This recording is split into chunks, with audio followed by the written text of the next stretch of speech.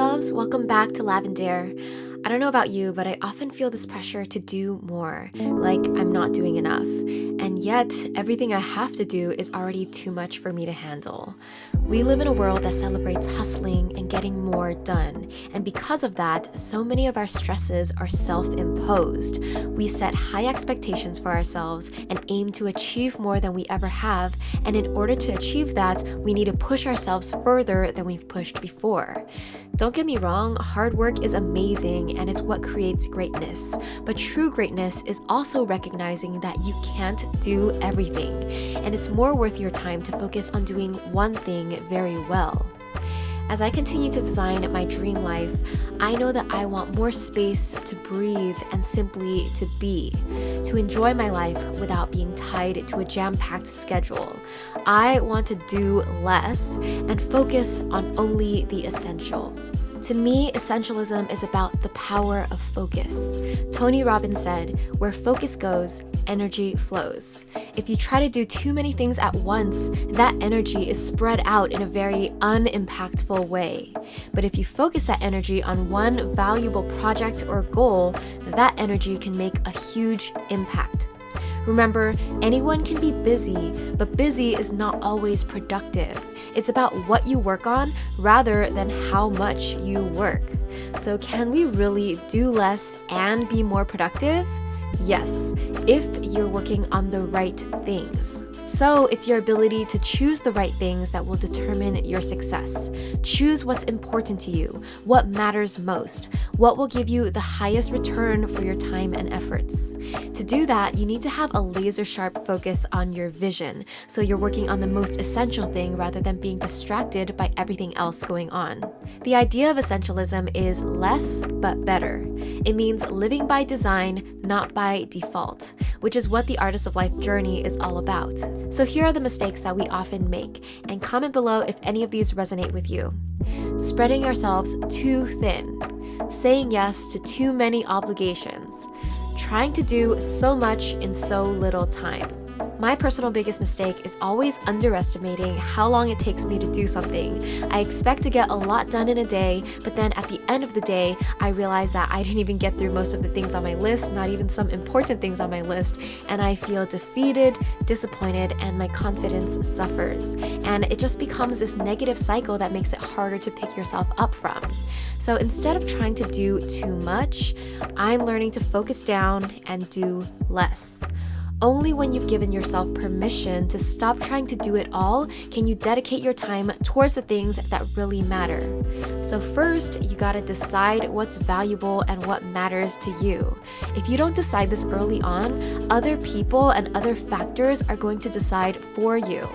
So here are some questions to ask yourself, and feel free to pause and journal along. What do I want my life to be all about? What do I love? What do I stand for? So these are your values, your passions, your purpose. What is my definition of success? What does a happy and fulfilled life look like to me? And in this ideal life, where does my time and energy go? Next, have I been doing anything for the wrong reasons? So you want to reflect and see if you've taken on too much because of the following reasons.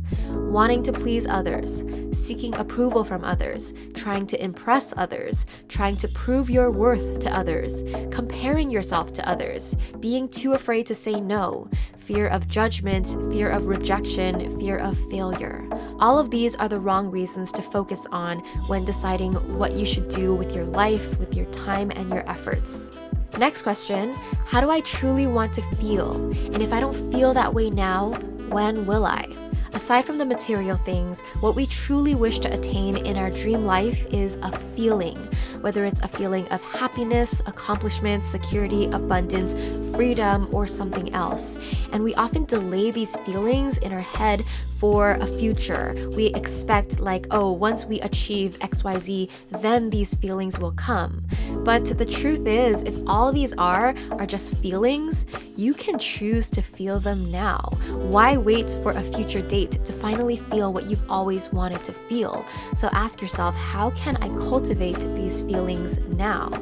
So sure, some feelings need material achievement to be realized. Like if you're broke and you hate not knowing how to pay your next bill, having a stable career may make you feel financially free and happier in that area of your life. But also consider that same person who now has a higher paying job but is still stuck in that mindset of scarcity, that the money that they earn is never enough and they feel like they have to keep working harder and harder and harder to earn even more and more and more. So even with more, they still don't feel that financial freedom and happiness that they truly desire deep down. So I'm just here to say that past a certain point of being able to have the basics to survive, it's all about your mindset and perspective. You can choose how you want to feel right now instead of chasing after it as if it only exists in the future. What matters most to me now is my health, well-being, and happiness, the health, well-being, and happiness of my loved ones, and then comes the health of my business. This is a personal shift because I have spent years putting my career over my health, pulling too many all-nighters than I can count, stressing over things that in hindsight don't really matter anymore. And also with the past few years dealing with Wilson's health issues and now the pandemic, I'm just more grateful for the simplicity of good health as the most important thing in our lives. Like material success and achievements come way after that. So even if I might not seem as productive on the outside, it's because my priorities have shifted and what I deem valuable has changed. I can feel productive and proud of myself doing things that quietly bring me joy and satisfaction without having to prove it to the rest of the world on social media. And as someone who's used to getting external validation and approval for my work, this is a part of my journey learning to give myself my own approval. So my growth doesn't have to be visible to others, and that's okay. The bottom line is, you always have a choice in how you design your life. You choose how you want to spend your time and attention. You can choose to say no. You might be judged by others for your choices, and that might be scary, but in the end, the most important opinion that matters is your own. You don't have to be all things to all people. You don't need to please everyone. You can't make everyone happy, but you can make you happy. The rule of thumb I like to use is say yes only if your body feels excited and attracted to this opportunity. If it feels like a maybe, hesitant feeling, then just say no. Saying no to something that doesn't serve you means saying yes to yourself. You're leaving space for something that's even better to enter your life. And trust me, I've said no to so many things, even thousands of dollars of opportunities, just because it was like a so-so feeling in my body, because I really trust my body and my intuition when deciding what opportunities and projects to do. Here's an exercise you can do to start implementing essentialism into your life. Simplify and prioritize. So first, make a list of all your to-dos, goals, and responsibilities for the next 3 months. Go ahead and pause this video and just make a giant list, brainstorm, dump it all out on paper. Next, ask yourself, what is the item out of all of these things that has the greatest impact? And when I say impact, I mean whatever matters most to you, whether it's improving the quality of your life or having a great financial impact or anything else. So if you were to only pick one thing, what would it be? So now you know what's super important and essential. Next, go over your list and ask yourself, what items do I not have to do? What can I cut out? Always ask yourself, what can I eliminate or delegate? And take this time to pause and cross out all of the inessential. I hope that was very freeing because I love taking things off my to-do list. So next, you want to get some momentum going. So start planning the next action steps for your one most essential goal or project. All right, now it's time to pick the most important action steps to start with and put those in your to-do list and calendar. Finally, as you're in motion working towards your important goal, set time aside to do a weekly cleanup of your to-do list. So that's just time to declutter anything that is not essential. The key to making essentialism work is to let go of FOMO. Accept that you aren't able to do it all, and focusing on the essential is a more effective use of your time.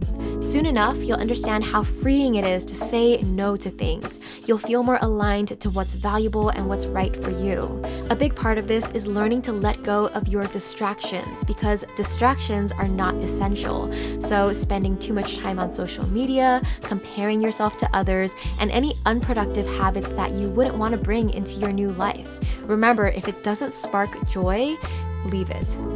So when you're finally focusing on the few essential things, the right things for you, you leave space for yourself. You get time to breathe, to sleep, to play, to reset and recharge, and to feel balanced. You also leave space for new opportunities to come into your life, opportunities that you wouldn't have space for if you were already so busy with so many other things. So the next time you come across a decision or a challenge, ask, what is essential, and eliminate everything else. Please share this video if it helped you, and make sure you subscribe and click that bell for more videos on personal growth and lifestyle design. Sending you all so much love. Bye.